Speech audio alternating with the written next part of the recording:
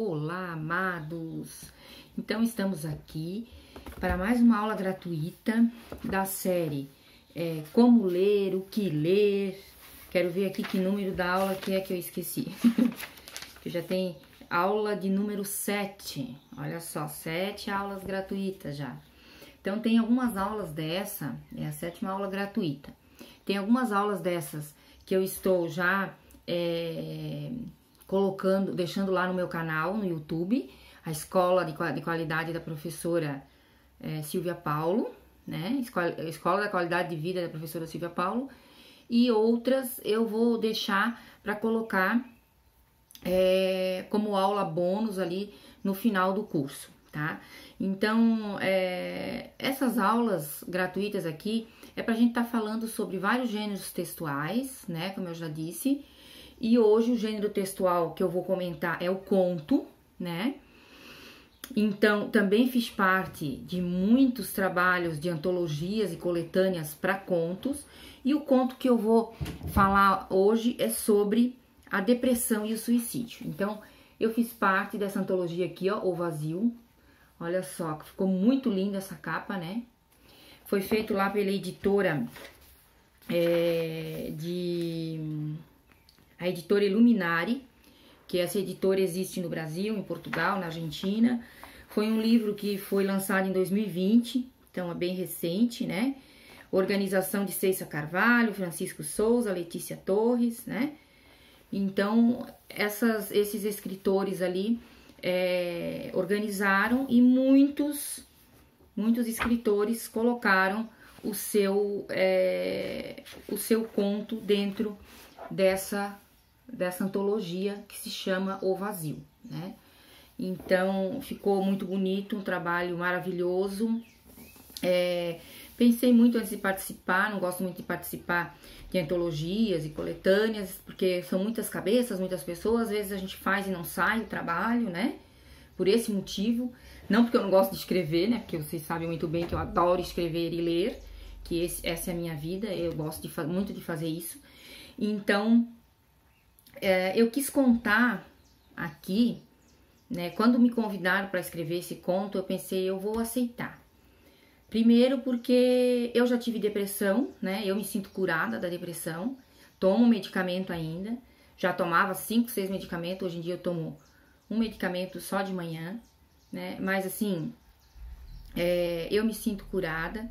Depois que em 2019 eu fiz reiki o ano todo, eu fazia reiki uma vez por semana, então eu me sinto curada. Mesmo assim, o médico não permite que tire o medicamento, mas é uma questão de segurança, né? Tudo bem, né? Melhor assim do que a gente, né, não tá bem. E aí eu pensei, aí o que era o propósito, o objetivo dessa antologia? O objetivo dessa antologia era escrever para pessoas que também têm depressão e que já tentaram suicídio, para tentar ajudar essas pessoas com aquilo que a gente fez e deu certo. Então, no meu caso, foi o reiki, né? O reiki, ficar cada vez mais perto de Deus, ficar mais perto da espiritualidade. Para mim, deu muito certo isso aí, né? E o que é um conto? Um conto, geralmente, é aquilo que a gente conta que já aconteceu, né? O conto pode ser uma coisa que eu invento, que não aconteceu. Até pode, né? Dentro da conceituação, né? Concepção do que é o conto, pode até ser. Mas, diante das minhas escritas de contos, tudo que eu escrevo, eu já vivenciei, já experienciei. Então, conto é tudo aquilo que você já viveu, já experienciou, já passou por aquilo, já sentiu aquilo e quer contar. Quer contar, quer que alguém saiba, quer ajudar alguém a partir daquilo que você vivenciou, experienciou, né? Agora eu tô escrevendo um livro só sobre contos. Então, o título vai ser As 88 Vidas de uma Mulher. Então, vão ser contos de uma mulher só, mas tudo que ela viveu, várias coisas que ela viveu dentro de uma vida que fazem dela uma guerreira, uma vencedora, como se ela tivesse vivido várias vidas, né? É bem interessante, vai ficar bem legal. Eu ainda tô escrevendo ele, né? Mas, voltando para esse conto da depressão, vou ler para vocês. Já digo para vocês assim, ó, que vão ser palavras fortes, marcantes, profundas, né? E assim, ó, eu realmente dou minha cara a tapa para dizer, para ler para vocês esse conto, porque é aquilo que eu passei. Eu vou estar me desnudando à frente de vocês, mas eu não me importo com isso, porque eu fiz esse conto para ajudar pessoas com depressão e agora tô falando sobre o conto, então eu quero dar um exemplo de conto. Eu vou ler o meu conto. Então, é a minha história de vida, mas eu trago o nome Débora, né, que trago um nome de outra pessoa, lógico. E aqui, quando eu digo assim, ó, tudo começou há 28 anos antes, então agora já fazem 29, tá? Então já aumentou um ano aí, né, porque era 2020, 2021 fez 29 anos. Então, o título do meu conto: A Cadeia Inóspita da Minha Mente. Tudo começou há 29 anos antes, quando Débora, esse não era o nome dela, mas devia ser em uma encarnação passada. De repente olhou para os lados e percebeu que estava neste mundo, nesta época, nessa transição. O que fazer? Simplesmente viver e deixar fluir o seu espírito da maneira que ele quisesse. Porém, o que Débora não sabia é que estava iniciando uma terrível guerra entre a sua mente e o seu espírito. O que não foi nada fácil. Desde então, muitas crises, muitas idas ao psiquiatra, ao psicólogo, enfim, uma busca desenfreada pela cura que nunca chegou e pela dor que nunca findou. Encontrada aos prantos, confusa, trancafiada em seu quarto e com uma faca em punho, Débora bradava que se não pudesse amar o homem que quisera e nunca pôde amar ninguém, preferia não mais viver. Em seu íntimo, o sofrimento do ser que nunca fora amado e nunca soube como isso seria, sua cabeça rodava, um vazio inexistente fazia questão de preencher todo o seu campo. E mais, muitas vozes. Ah, aquelas vozes, quem são? O que querem? Por que não iam embora? O sussurro ficava cada vez mais evidente e dizia: ninguém nunca te amou, nem teus pais, muito menos teus filhos. O que queres aí? Vem comigo. É melhor que podes fazer. Você nunca será bem vista por ninguém, nunca. Desista. Em meio a tudo aquilo, o pai de Débora fora chamado para apaziguar a situação.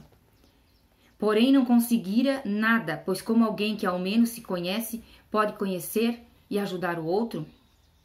Ainda mais que esse alguém for o seu carcereiro há muitos anos antes, em uma outra encarnação? Embora sua carne não soubesse, seu espírito gritava anunciando a alegria do fracasso do espírito de Débora. Assim, para tentar resolver a situação calamitosa, sem que o provável acontecesse, o pai de Débora correu chamar uma vizinha que morava em frente à casa de Débora. A vizinha atendeu o pai descontrolado, que em outras ocasiões dissera que depressão não existia, que cada pessoa pode cuidar de sua mente, para que tudo corra bem, que isso não existe, é coisa de gente fraca. A vizinha entendia o que se passava. Sentiu o clima pesado, pois era espírita. Conversou com a suicida e conseguiu fazer com que ela abrisse a porta e entregasse a faca. Tudo aquilo fora muito cansativo. Débora caiu ao chão desmaiada. A vizinha novamente ajudou, transpondo alguns passes, entre aspas. O que é passes?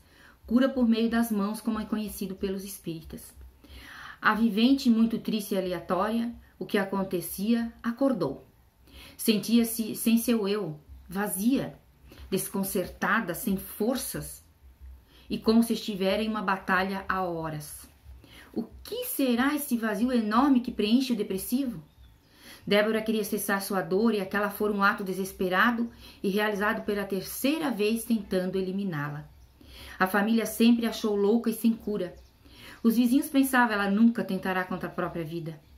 Os colegas de trabalho olhavam com desconfiança e a tratavam como um doente terminal. Tudo aquilo só fazia muito mal a Débora. Ela queria ser vista como alguém normal, entre aspas. Como alguém que vive e sem muitas regras e gosta de ser livre, porém ela se sentia encarcerada dentro do seu próprio eu.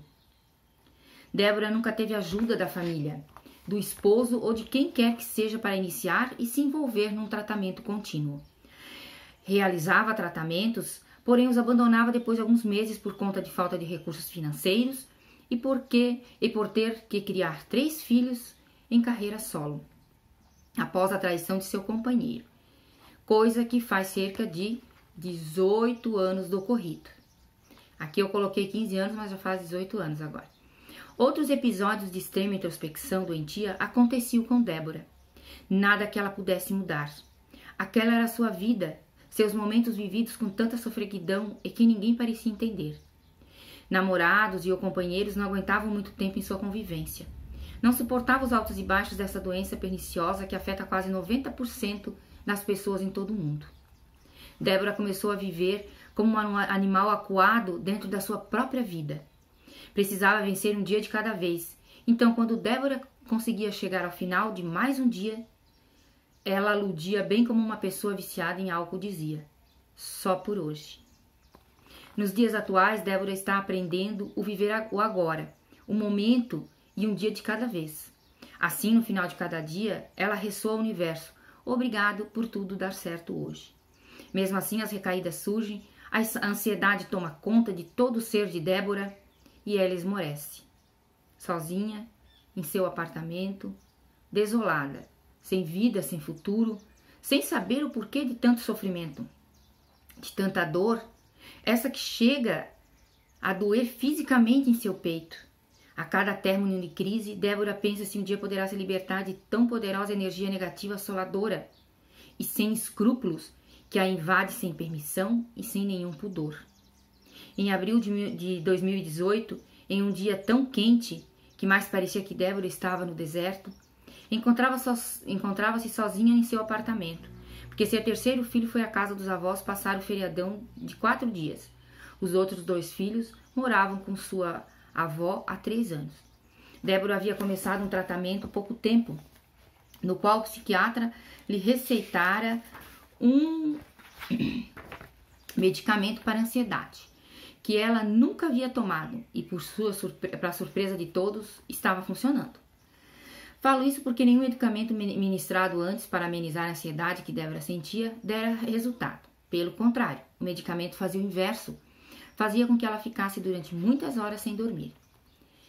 Nem era mais insônia que Débora sentia, ela ficava meses sem dormir nada, mesmo. Logo, vendo-se sozinha e a ansiedade tomou conta de seu ser. Seu corpo tremia muito, seu coração batia acelerado como um tambor a gritar. Não demorou muito para Débora chegar ao auge do desespero e as muitas vozes que sempre vinham nesse momento fazerem companhia a ela. As coisas voltaram a se repetir, e sem que Débora pudesse ter controle do que acontecia, as vozes lhe diziam que ela era insignificante, que nunca ninguém iria amá-la e que se ela estava sozinha era porque merecia estar. Nem em meio a toda aquela dor que a invadia, cortando suas entranhas, Débora sentiu ao que as vozes diziam, tomando 2 vidros de medicamento para a ansiedade. Isso que era para ela tomar apenas 2 gotas antes de ir para a cama. O inevitável ocorreu. Débora passou muito mal, vomitou, desmaiou, sempre em prantos intermináveis, e ficou desacordada por 2 dias, jogada ao chão da sala de seu apartamento. Quando seu filho voltou do feriadão com os avós, Débora nada confessou a ele, somente disse que precisava marcar uma consulta médica para novamente ser auxiliada quanto aos males que sentia. Desse modo, no dia em que se seguia ao domingo, Débora marcou uma consulta em um posto de atendimento médico perto onde morava, para só então ser atendida por um especialista da área. O dia da consulta chegou e com ele as muitas mudanças que estavam acontecendo com Débora, pois somente 2 meses depois que ela fora atendida por um médico clínico geral. Em meio a esse tempo, Débora não conseguia mais dormir, nem comer, nem se vestir como antes. Maquiagem para ir ao trabalho já não usava mais, não tomava banho, não arrumava o apartamento, não limpava nada, não fazia as refeições do dia, não atendia seu filho, não conversava. Durante o dia, Débora trabalhava no piloto automático, entre aspas, E quando chegava a casa, ela se punha em seu quarto, debaixo da coberta, e não falava nada com ninguém, nem no celular mexia. Débora sentia que era seu fim, sem vontade nenhuma de viver. O que ela faria? O clínico geral anunciou o veredito. Débora, você terá que passar por um atendimento especializado e eu vou te encaminhar você a um centro de atendimento agora. Feito isso, Débora foi sozinha, como sempre fora, ao centro de atendimento, onde rapidamente foi atendida pelo psiquiatra da vez e internada imediatamente. Como Débora estava em uma espécie de adormecimento, esvaziado de si, não tomou conhecimento da gravidade do que estava acontecendo. Ela queria ir embora dirigindo ainda, mas viera dirigindo sozinha, como citado anteriormente. Assim que uma assistente social entendeu o que Débora estava passando, a chamou e ajudou por meio de um telefonema para uma amiga, que poderia levá-la à internação, porque o psiquiatra fora taxativo em citar que ela não podia sair dali sozinha. A assistente social teve que pegar o celular de Débora e fazer tudo por ela. Não demorou muito para Luana, sua amiga por apenas alguns meses, se fazer presente no centro. Fora tudo muito inusitado. Débora não falava com seus familiares que residiam em outra cidade fazia mais de 3 meses. E olha que ela nunca ficara sem falar pelo menos com sua mãe um dia sequer. No entanto, essa amiga de a pouco se solidarizou com a situação de Débora. E não somente a levou à clínica, mas para se internar, como assinou como responsável dela e ficou com seu filho durante 1 mês de seu tratamento. Ia visitá-la todo domingo, levando roupas limpas, livros para a leitura e carinho para a cura. Débora não conseguia pensar e entender nada do que estava ocorrendo em seu entorno. Porém, quando saiu daquele lugar para onde ela nunca mais quis voltar, ela enxergou a magnitude da atitude daquela pessoa que fizera mais por ela durante 1 mês do que sua família tinha feito durante uma vida. Débora sentiu uma gratidão por aquele ser de luz e compreendeu que mais uma vez o universo havia se movido por ela, só por ela. O tempo passou, Débora continuava o tratamento com um psiquiatra e uma psicóloga que recebia atendimento todo mês. Passou a tomar 5 tipos de medicamentos. Mesmo assim, continuava sozinha e sem amparo.